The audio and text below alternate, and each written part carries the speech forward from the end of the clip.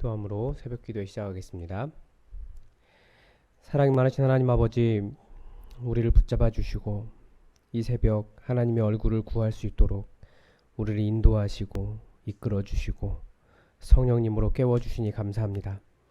하나님, 우리가 간절히 주의 얼굴을 구하오니 우리의 기도에 응답하여 주시고 우리를 아버지의 복되고 선하신 길로 인도하여 주시옵소서.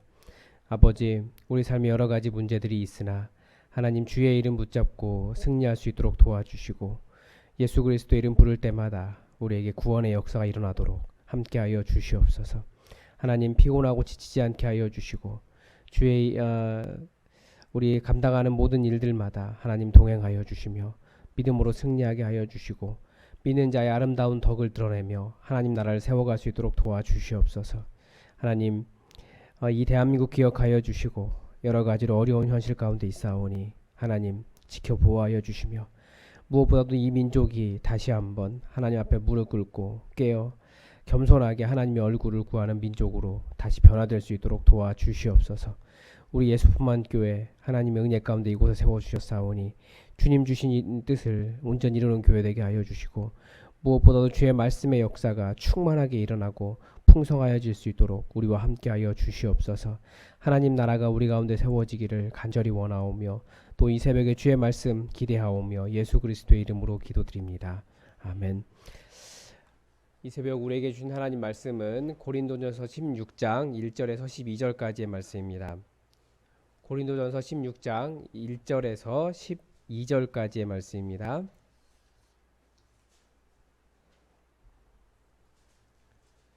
우리 하나님의 말씀을 다 함께 받들어 읽겠습니다. 고린도전서 16장 1절에서 12절까지입니다.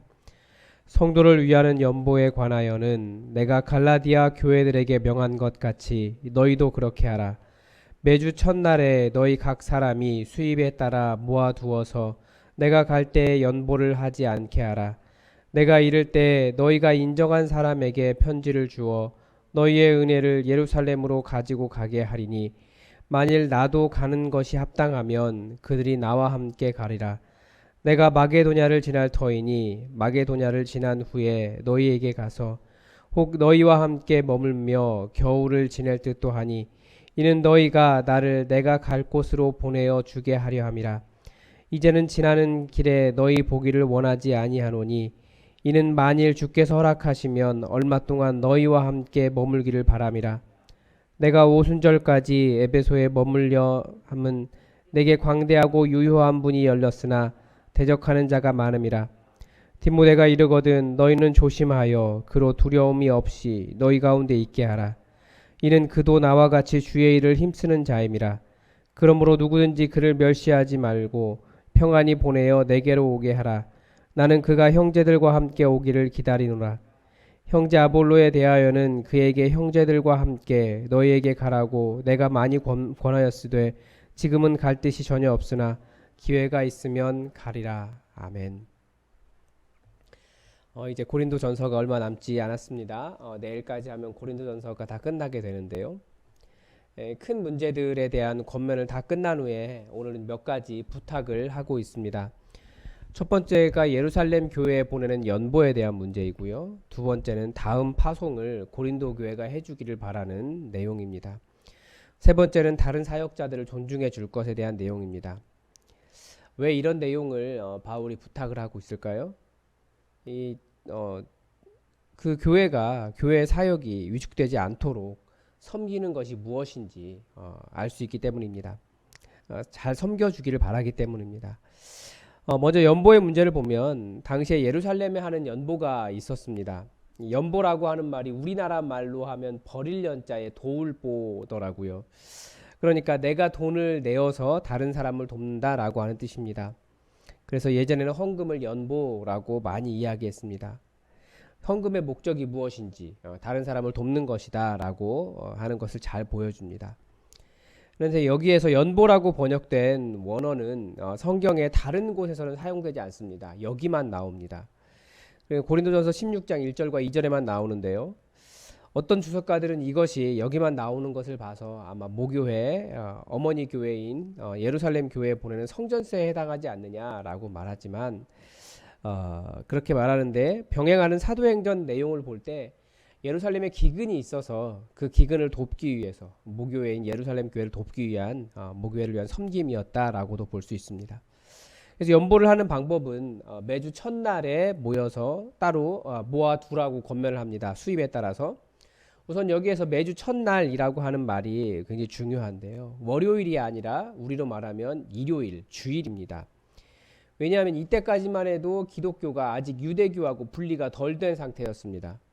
그래서 일주일의 끝인 안식일은 일곱 번째 날인 토요일이었고 기독교인들은 안식일 다음 날인 매주 첫날, 그러니까 예수님 부활하신 그날을 주님의 날로 그렇게 모였습니다. 그리고 또 하나, 이 사도 바울이 갔을 때 그때 부랴부랴 헌금하지 말고 연보하지 말고 그 자리에 돈을 모으지 말라라고 말합니다. 왜 그렇겠습니까? 그렇게 하면 무엇보다도 사도 바울의 여러 가지 부작용이 있을 수 있지만 사도 바울의 방문을 환영한다라기보다는 마치 사도 바울이 돈을 거두러 오는 사람처럼 그렇게 인식될 수 있기 때문입니다. 고린도 교회는 그런 의도가 아니다라고 하고 또 사도 바울도 그런 의도가 아니라라고 하지만 그런데 사도 바울의 입장에서는 매우 곤란해질 수 있는 것이 사실입니다. 사역자에게 항상 돈의 문제가 좀 그렇죠. 심지어 사역자가 사용하지 않는 돈이라고 할지라도 돈 이야기하는 것은 항상 불편한 것이 사실입니다. 그래서 미리미리 좀 헤아려 주면 좋은데 이 돈에 대한 이야기를 하면 사역자들은 사꾼 이야기를 먼저 듣기 때문에 굉장히 어렵습니다. 그래서 어떻게 보면 냉가슴 앓다가 그냥 모든 것을 포기해버리고 나중에는 사역을 망쳐버리는 그런 일도 있기 때문에 이런 것은 잘 미리미리 챙겨주는 게 사실은 좋은 겁니다.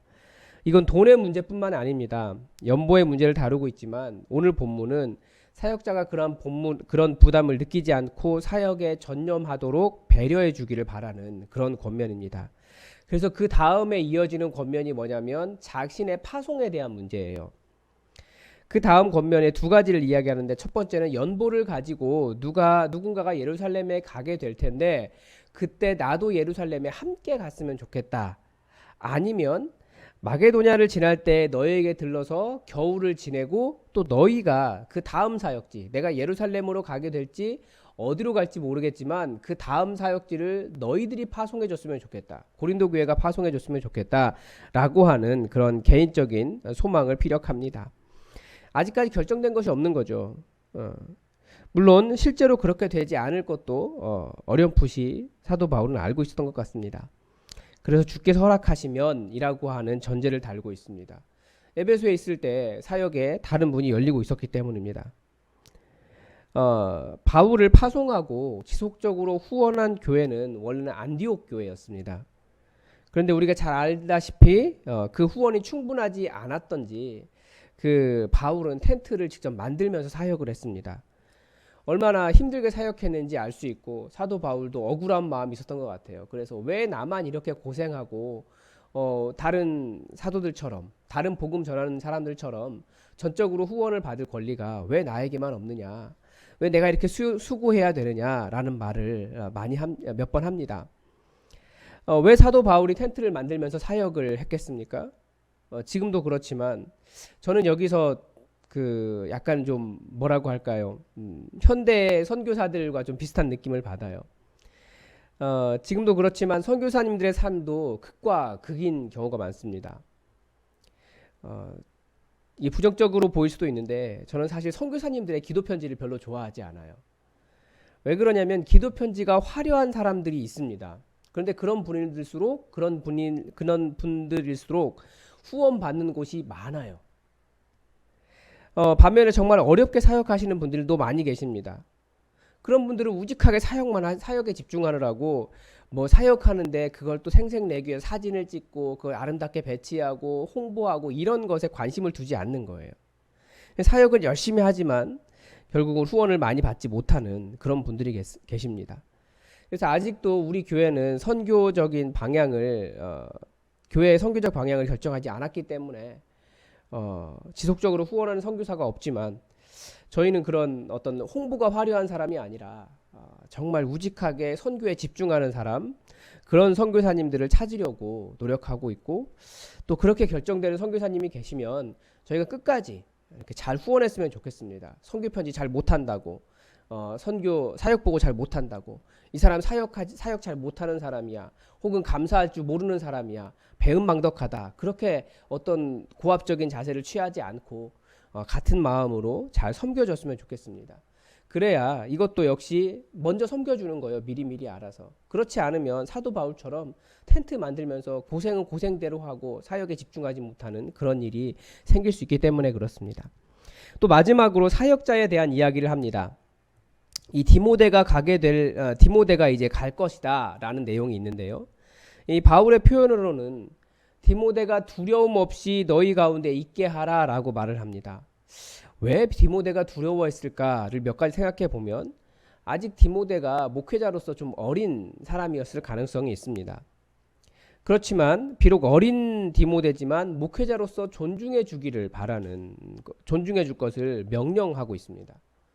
심지어 11절에서는 심지어 그를 멸시하지 말라라고까지 말을 하고 있습니다. 이 4장 17절에서도 디모데가 한번 언급이 있습니다.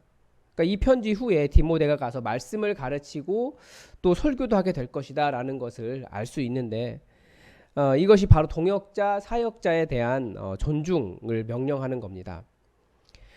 저는 이제 우리 교회도 이제 제자 훈련을 하려고 하는데 제가 다 할 수 없기 때문에 제자 훈련 교관을 세우려고 하고 있습니다. 제자 훈련 교관 모집 공고를 보고 지원하신 분도 계시고 제가 권면을 하려고 하는 분도 계십니다. 어쨌든 교관을 세워서 함께 사역하려고 합니다. 근데 고민이 되는 것이 뭐냐면 누구를 세워야 되느냐, 그 고민을 왜 하냐면 성도들이 과연 그분의 권위를 인정할 수 있을까에 대한 부분인 겁니다. 그만큼 우리 성도들의 신앙 수준도 높고 다들 교회 생활도 오래 했고 직분도 있기 때문에 그렇습니다. 그러나 저는 이 사도 바울이 고린도 교회에게 명령했던 것처럼 우리 성도들이 그런 제자훈련 교관들의 권위를 인정해 주기를, 그리고 존중하고 두려움 없이 사역자가 될 수 있기를 도와주기를 바라는 마음이 있습니다. 그렇게 하는 것이 서로를 세워주고 성숙해서 교회가 든든하게 세워지는 비결이기 때문에 그렇습니다. 그런 면에서 이 디모데 이후에 언급되어 있는 이 아볼로죠. 이 아볼로가 굉장히 좀 아쉬워요. 12절에서 사도 바울이 아볼로에게 고린도 교회에 가라고 많이 권면했다라고 되어 있는데 원어는 강하게 권면했다라고 되어 있어요. 근데 앞에서 나오지만 아볼로가 누굽니까? 그 사람은 이 고린도 교회의 목회자였습니다. 그런데 그가 전혀 가고 싶지 않아 하고 있다라는 거예요.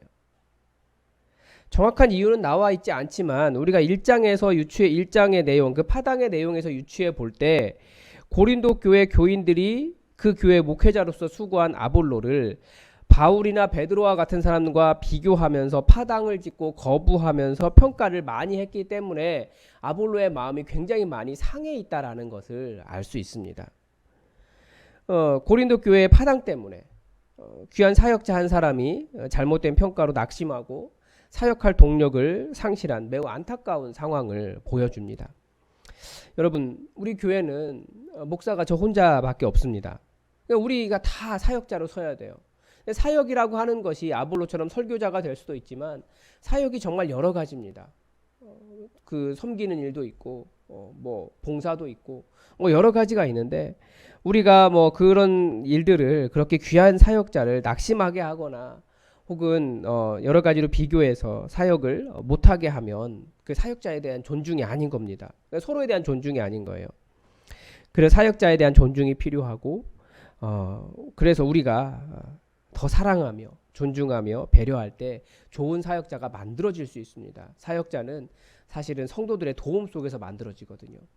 그래서 우리가 이 사역자에 대한 그리고 사역에 대한 이 바울의 권면을 들으면서 미리 돈의 문제 때문에 사역자가 낙심하지 않도록 혹은 사역에 위축되지 않도록 아니면 사역에 집중하지 못하는 일이 발생하지 않도록 우리가 미리미리 좀 챙겨주는 것들이 필요하고 그리고 낙심한 사역자가 생기지 않도록 우리가 잘 존중하고 그렇게 해서 좋은 교회로 세워질 수 있도록 우리가 함께 좋은 교회를 만들어 갔으면 좋겠습니다. 기도하겠습니다. 하나님, 오늘 고린도 교회에 대한 이 마지막 사도 바울의 권면을 보면서 우리가 사역자에 대해서 어떻게 협력하고 또 어떻게 도와야 될지 다시 한번 보게 됩니다. 하나님, 참 돈이란 것이 예민하기 때문에 많은 사람들이 마음을 상하기도 하고 또 현대의 많은 목회자들이 돈 때문에 많은 성도들을 시험에 들게 하였으나 하나님, 우리 교회에 돈에 대한 아름다운 규정들이나 주님 돈에 대해서 서로 잘 협력함으로 이것이 낙심하거나 어렵게 되는 일이 아니라 더욱더 협력하여 좋은 교회를 세워갈 수 있도록 도와주시옵소서. 서로 어려움 없이 기쁘게 사역할 수 있도록 도와주시고 하나님, 무엇보다도 이 낙심한 사역자들을 또 세우며 섬기며 또 좋은 사역자로 세우는 그런 교회 될 수 있도록 도와주시옵소서. 우리는 정말 평신도가 사역하고 모두가 다 하나님의 교회를 위해서 최선을 다하는 사람들이 되기를 원하오니 하나님, 우리가 서로가 서로의 권위를 인정하며 더불어 아름다운 교회 세워갈 수 있도록 도와주시고 우리 평신도 사역이 아름답게 풍성하게 일어나 또 정말 교회로서의 사명을 온전히 다시 회복할 수 있도록 우리와 함께하여 주시옵소서. 성령님께서 도우시기를 원하오며 예수님의 이름으로 기도드립니다. 아멘. 우리 다 함께 또 교회 공동의 기도 제목 가지고 함께 기도해 주시기 바랍니다. 코로나가 다시 재확산되고 있고 교회가 그 한가운데 있기 때문에 교회에 대한 비난이 급증하고 있습니다. 사실 교회가 이렇게 모이면 코로나의 재확산이 될 수밖에 없는 것이 사실입니다. 그래서 코로나가 안정되고 또 교회를 지켜주시고 교회가 상식적이 되어서 그런 방역이나 여러 가지를 잘 대처할 수 있도록 여러분 기도해 주시기 바랍니다. 또 오늘은 특별히 믿지 않는 가족들을 위해서 여러분 기도해 주시기 바랍니다. 어제 우리가 계속해서 기도하고 있는 그 집사님들의 남편분 두 분을 만나고 왔는데 정말 그 부인들의 마음 계속 말을 하지만 또 남편들이 믿지 않는 그런 상황들에 사실 굉장히 어려워하고 힘들어하고 있는 것을 보았습니다. 우리가 정말 간절하게 우리 믿지 않는 가족들 믿게 해달라고, 그리고 예수님 잘 믿다가 주님 품을 떠난 가족들, 자녀들 다시 주님께 잘 돌아올 수 있게 해달라고 우리 간절히 여러분 아시는 대로 기도해 주시기 바랍니다. 그리고 우리 환우들을 위해서도 여러분 기도해 주십시오. 다 이름 불러가면서 여러분 기도해 주시기 바랍니다.